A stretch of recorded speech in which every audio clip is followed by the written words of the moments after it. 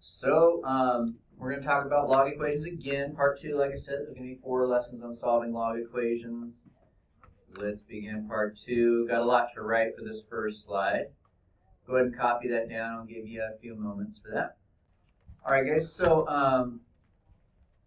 logs can have extraneous solutions. If you forgot what an extraneous solution is, that's where you solve the problem and you get an answer, but that answer is actually not allowed. That can happen. It wouldn't happen with any of the problems we were doing yesterday. There's only 2 circumstances where it would happen that we kind of want to watch out for, and it's these 2 situations. If you have an equation where there's a log on both sides of the equal sign, that's one place where you can end up with an extraneous solution. Another situation is whenever you're solving, you get a quadratic, which we'll see both of these today. Both of those are situations where you need to make sure that you check your answers at the end. And the way that you check them is by plugging them in. The argument has to be positive, so after you plug them in,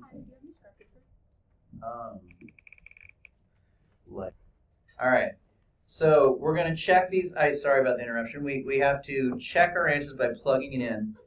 If the answer that I plug in causes the argument to end up being negative or 0, that's an answer we have to throw away.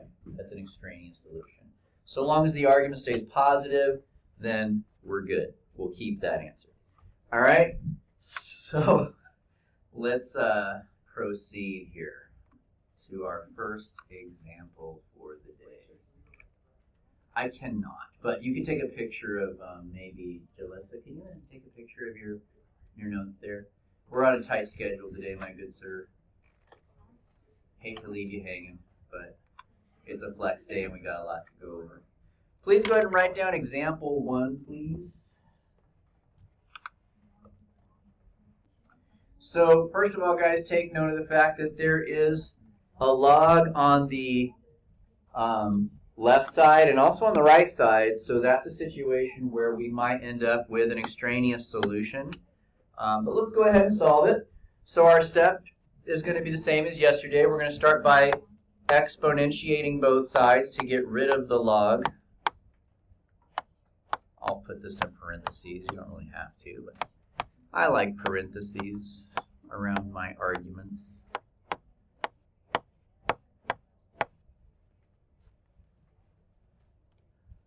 All right, so that there allows me to eliminate the log. So, and in this case, it happens on both sides, right?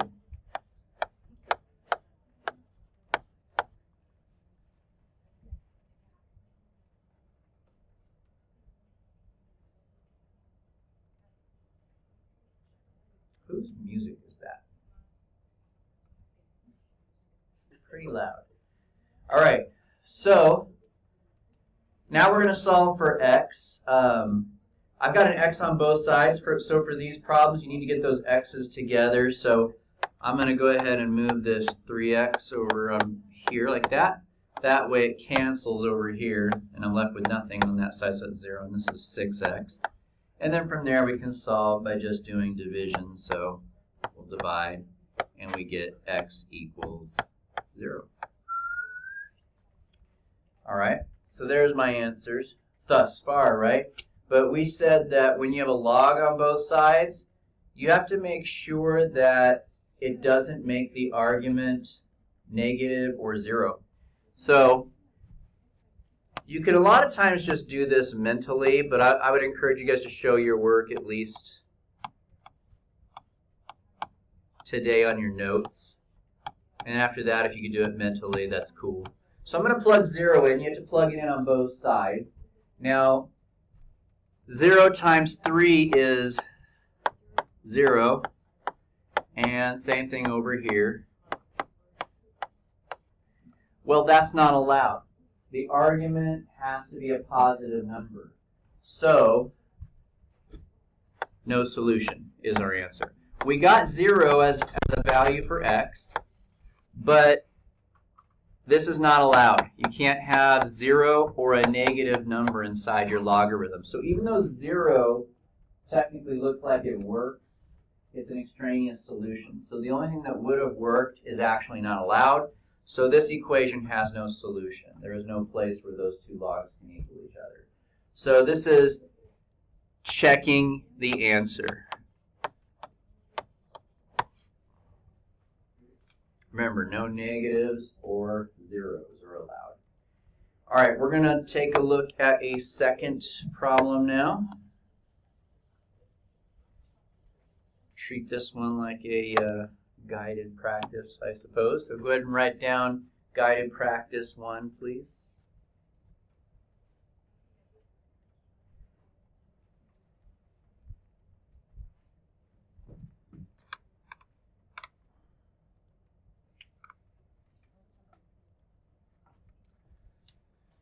Okay, so let's begin here. Daniel, what's our first step that we're going to take? We're going to exponentiate. What base am I going to use, Jaden? 10. Good job. So let's begin by exponentiating with a base of 10. Oops.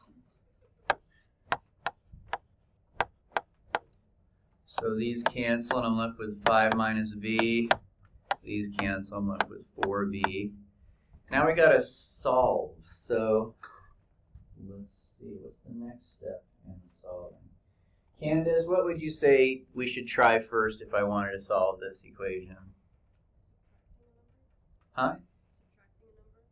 Or yeah, so adding or subtracting. Which one would you like to add or subtract? I would say let's do the v. So with these types of equations today, you guys are going to have letters on the left and the right. You want to get those like terms together first. So I'm going to say, hi, have a good one. Let's add the v. Now you could have also moved the 4, but it's good to try to minimize your steps. Moving the v here instead of the 4v is going to save you some steps. So 4v plus 1v is 5v, and then from here, what do? We're just going to divide. V equals 1. Okay.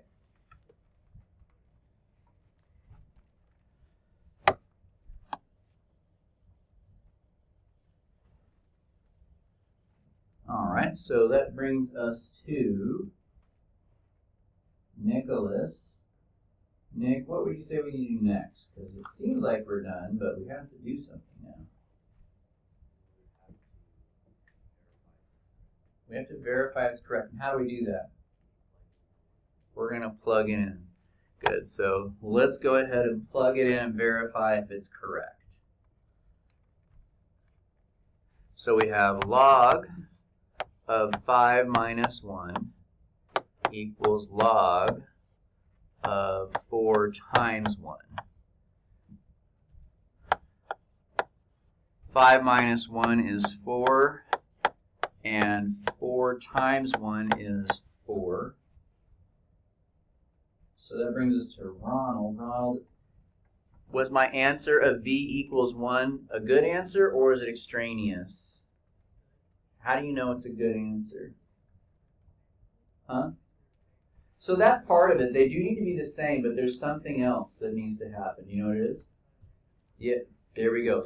So long as what you get as a result is positive, it can't be 0 or negative, then that answer was a good answer. So here's my solution.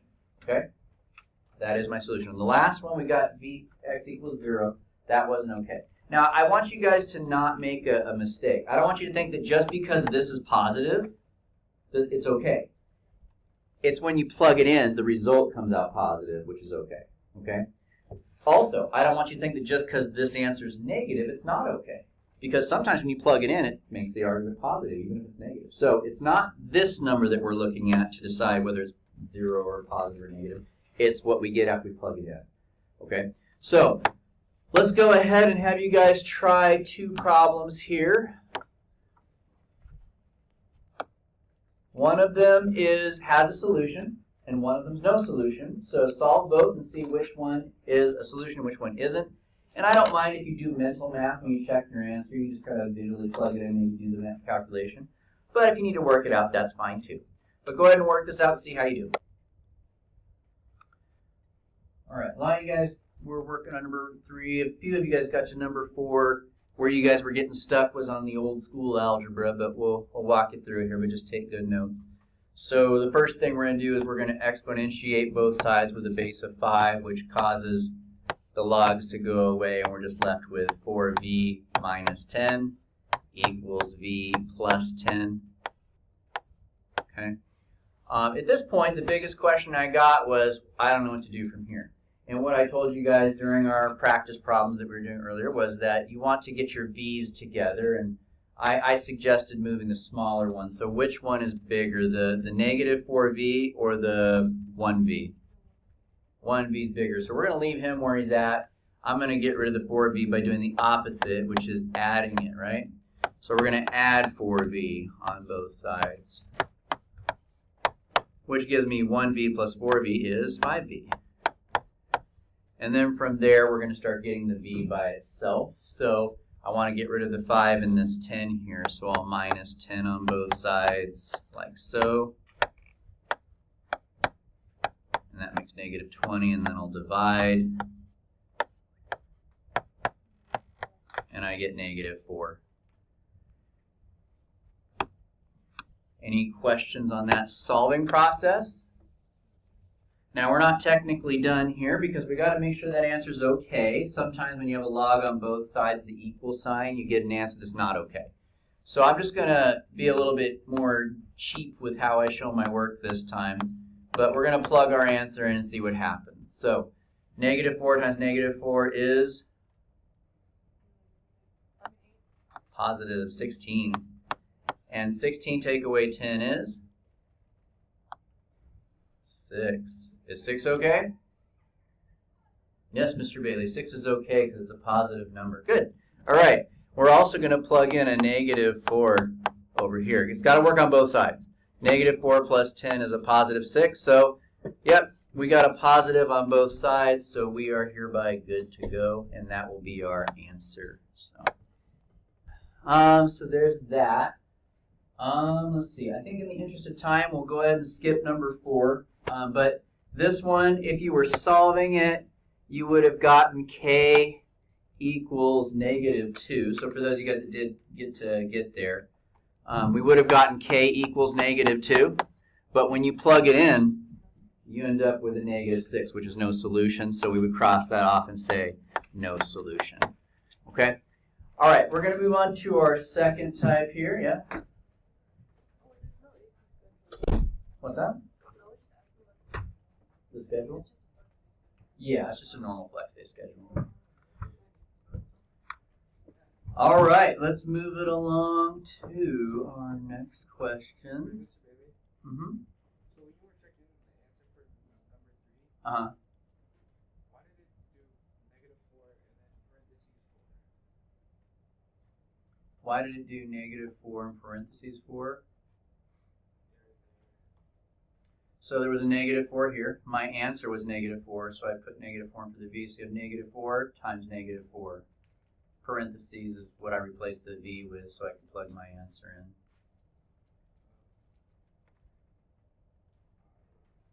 All right, let's take a look at our next question here. Go ahead and write this down. We'll call this example 2.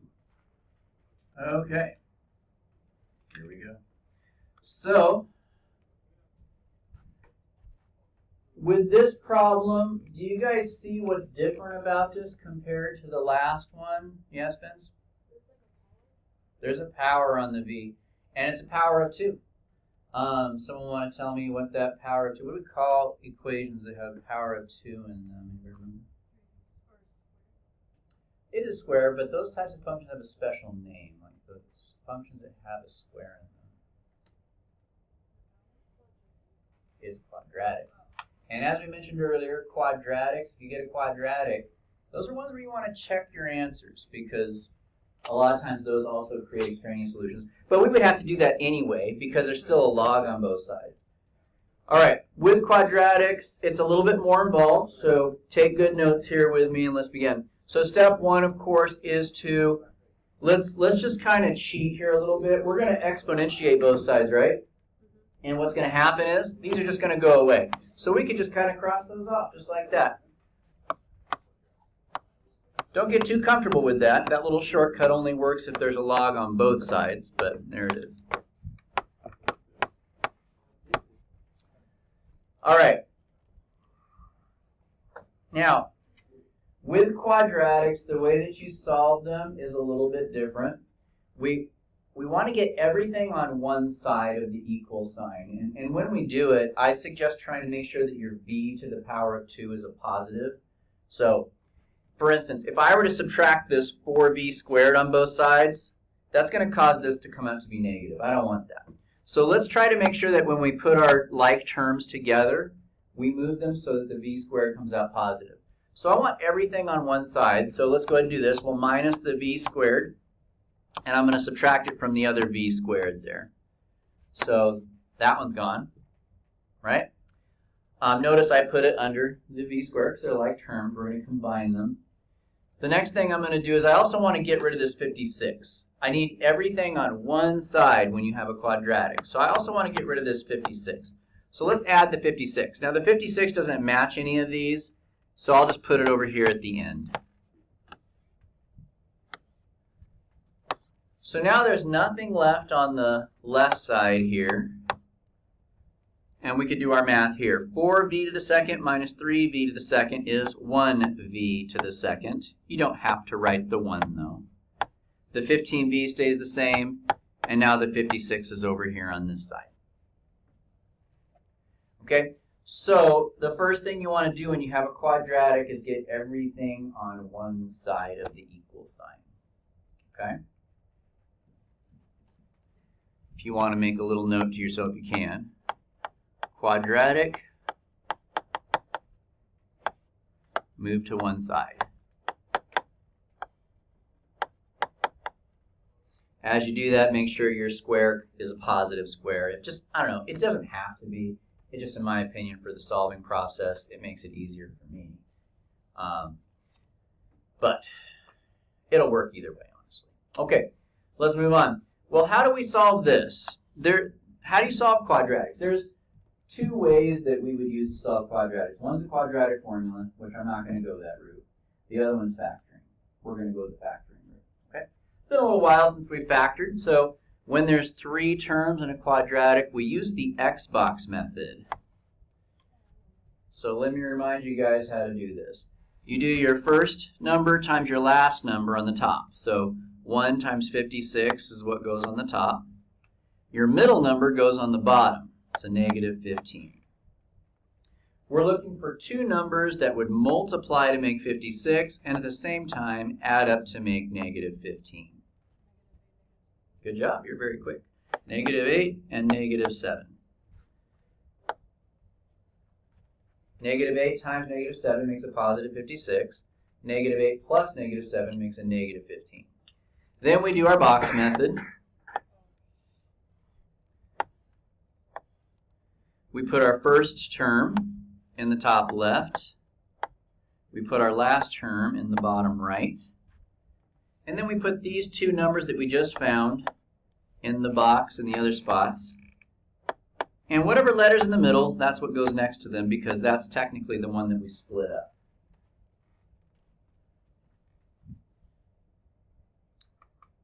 And then we take out what each row and each column has in common. So for my first row here, what can we take out of that row? A v. They both have a v, right? On the bottom row here, they don't both have a v, but both of those numbers can be divided by? They both can be divided by 1, but we want to go bigger. Get the biggest you can. 8. 8's the biggest one that goes in there. Now, I made it negative. I'll come back to that in a minute. All right, next we're going to do this column here. They both have a v, right? So we'll take out a v. And here, the biggest thing that divides into 7 and also divides into 56 is 7. Now, when these are both negative, you guys, that means these are both negative. So that way, when you multiply, you get negatives here, but a positive in the far right corner there. So we have 0 equals v minus 8 times v minus 7. So we're going to say that second step then, which is a long step, is to factor. So step one is to move everything to one side. When you do it, try to make sure your power of 2 comes out positive. Your second step is to factor it. We're going to be using the Xbox method for that, usually. It could be a GCF method, but... All right, let's continue onward. I need a space, pal. But once again, you can bum it from a neighbor there. Try to keep up with us, okay? All right.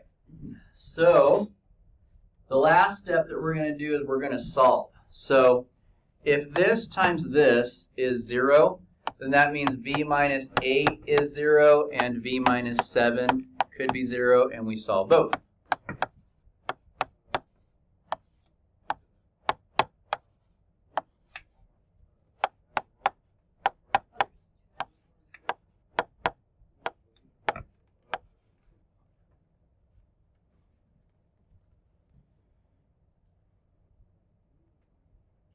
Now, they're quadratic, right? And we had logs on both sides, so we need to check our answers. It's possible that they're both okay, so they're both good answers. It's possible that only one of them is okay. It's possible that they both fail and neither one of those answers are okay. So we need to check both of them, okay? So here we go. Let's check them out. Negative 56 plus 3 times, let's do the 8 first.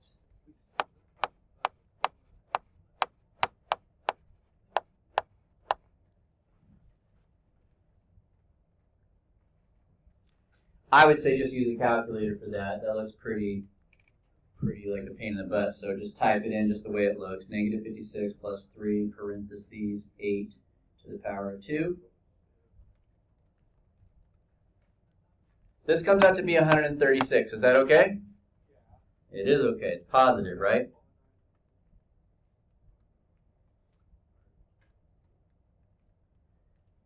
And this one's also 136, so that checks out. Let's check the other one. The other answer I got was 7, right?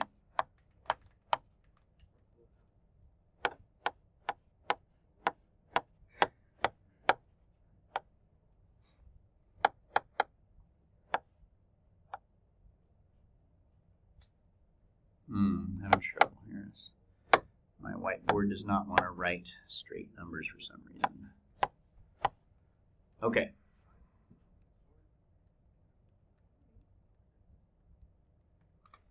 Get 91. That's okay. Let's check the next one.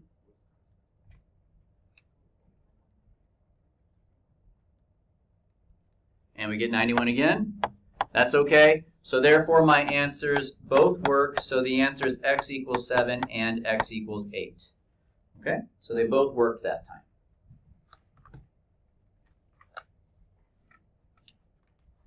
All right.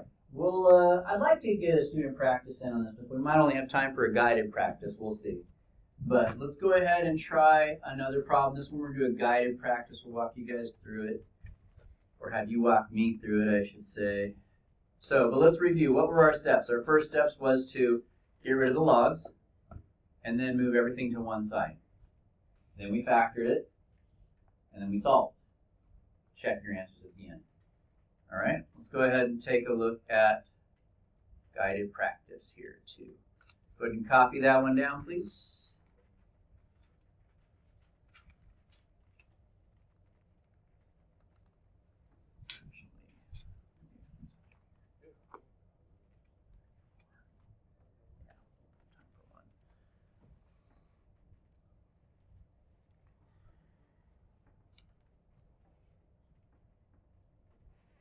All right, so let's start with Spencer. Spencer, what do we do first here? Yep, and we're just going to go with the shortcut here. Since there's a log on both sides, when we exponentiate, basically these are just going to go away, so we have this. All right?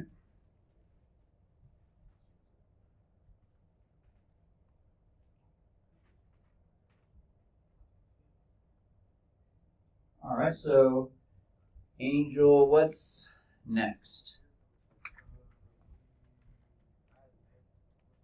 Okay, so Angel said add m to both sides. And so he's got the right idea. We want everything on one side so it's equal to 0. Bonus point though, and how do we know to do that? Like, because we don't always do that, but we do it with these types. What about this tells us that we need to do that? It's the exponent. So when you have a quadratic, that's how we solve it. So since there's a power of 2, that's how we'll be solving this. Now, Angel, you said move the m over here. Now, if I add the m over here, you could do that. It'll work. But notice how this m squared is a negative. I don't like it being negative, so actually what I want to do is I want to move these two things to the other side. You could do it either way, honestly. It's just that, for me, I think the factoring is a little bit harder when the square is a negative. So what I'm going to do is I'm going to move both of these to the other side. So we'll do m squared. I can't combine it with this. It's not a like term, so I'll put it underneath of it, I guess, but we can't actually combine it. Oh, oops. And we'll also move the 30 over here. So these are gone. Which one should I write first? The minus m, the plus m squared, or the negative 30? We like the square first, right? Next, what should I write next? The negative m, and then finally the negative 30.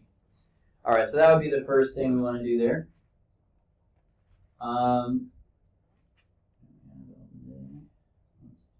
Anthony, what's next? We're going to do the Xbox. So let's do our Xbox.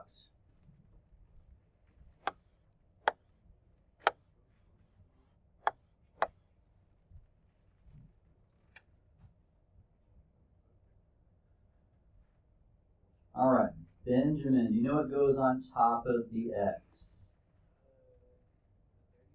The 30, yeah, it's a negative 30, isn't it? Okay, so we put a negative 30 up there. Now, a lot of times people think it's just this last number. It's not just the last number, though, right? It's the last number times the first, but since it's a 1, it's just negative 30, right? And Carl, you know which number goes on the bottom? Yep, the 1 goes down there. It's a negative 1, actually, and we won't put the m. We'll just leave it as a negative 1. All right, I'm going to give you guys a moment. See if you guys can find the two numbers that would multiply to make 30, but add up to make negative 1. I'll give you a moment to think about it, and then I'll call on somebody. All right, so negative 6 and positive 5. Yes, negative 6 times 5 makes negative 30, and if you add them, you get negative 1. Nice. All right, Daniel, I'm going to have you help me fill in my box here. So what goes on the top left? M to the power 2, your first term, yeah. And what goes on the bottom right? And then what would I put here? And here? Good. And we want those m's next to them, right? All right, take a moment and see if you guys can figure out what 4 things go in these spots. I'll give you a moment to think about it and ask you what you got. M in here. Here. Okay. Good. There's a minus that goes somewhere. Do you know where it goes? Yeah. So we have m plus 5 and m minus 6 equals 0. All right. Let's try Jaden. Jaden, what do I do now?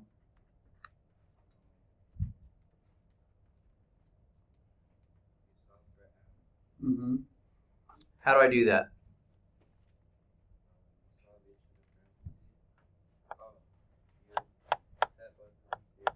That's right. Set them both equal to 0 and solve, right? So I'll do that really quick. That's not too tricky. I think you guys know what to do there. We get m minus 5. M is equal to negative 5. And we also get m is equal to 6. All right. Which brings us to Jalen. Jalen, what's the next thing I need to do?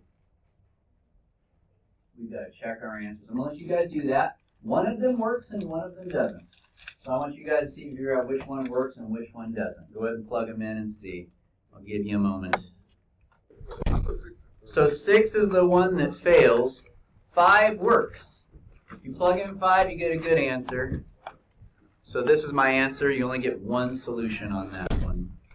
You guys have a good rest of your day.